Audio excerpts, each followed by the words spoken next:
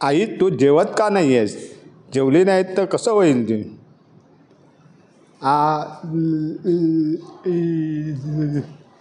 असं कसं चालेल? जेवली नाहीस तर औषधं कशी घेणार? औषधं घ्यायची आहेत ना तुला.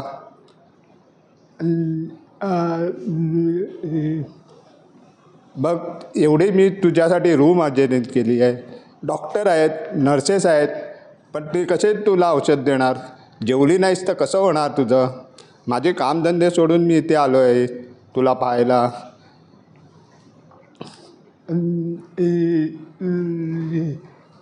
मावशी जरा इथे ये. ही काय बोलते ते जरा बघ, मला काहीच कळत नाही आहे. मावशी अरे तुला कळत नाही ते काय बोलते ते? अरे तू लहान होतास तेव्हा बोबडं बोलायचास, त्यावेळेस तुला तुझं सगळं कळायचं. पण आता तुला कळत नाही ती काय म्हणते ते. तू असतोच कुठे इथे तिच्याबरोबर. बघ तिला फक्त बाजूला बसून 2 घास भरव एवढीच इच्छा तिची आहे, बाकी काही इच्छा नाही आहे तिची. मी चुकलो, मी तिला भरवतो आता. हे घे.